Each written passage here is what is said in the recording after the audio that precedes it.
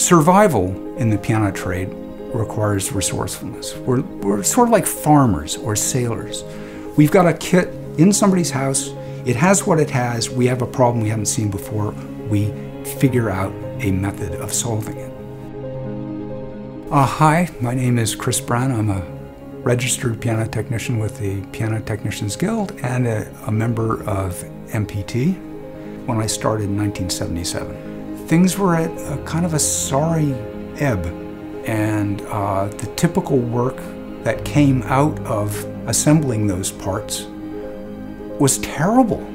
I mean, pianos drove like Mack trucks, and that was what people got, and they weren't happy with it, but that was the alternative, or so it seemed.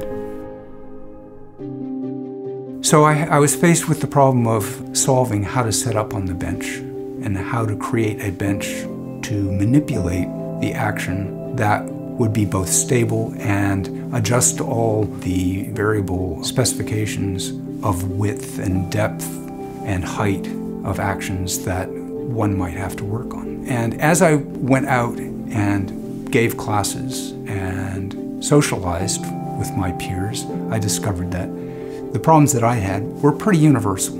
So my mission is, as I think W&G is similar, is to make the process more joyful, less of a problem, and more successful.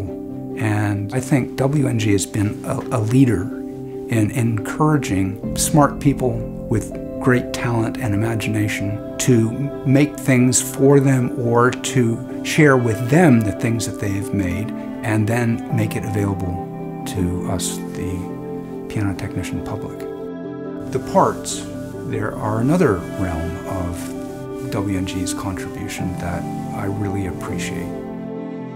Parts are problematic because in the realm of Steinway actions, they retool every so often, and they've gone through a variety of changes, eventually the accelerated action and so forth.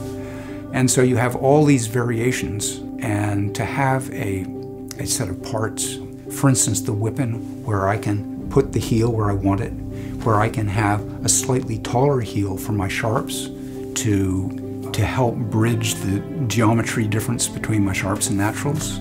That's a big plus for me. Hammer shanks with the hard bushings. All my career I have been repinning my new parts. And hammer flange pinning in particular is crucial to good voicing, to a good regulation outcome, and certainly to the player. And I've been doing it by swinging hammers. This is very time consuming. Certainly it's been worth it. But now with the hard bushings, most of them are 2.5, and they range from 1 to 4. And I just go through very quickly and I set them up from most resistant to least resistant, and I match that up with the heaviest hammers and the lightest hammers. And in any case, they are freer than I would have with cloth bushings and more stable at the same time. The other thing that they do is the composite shanks have a stiffness that is very consistent. And whereas wooden shanks have grain differences, some shanks are very stiff and some shanks are not so stiff, and that affects your voicing and so forth. Whereas with the composite parts, they're just the same. And much of the good result from my work depends on consistency. And the main profit has been the excitement of seeing things get better and better.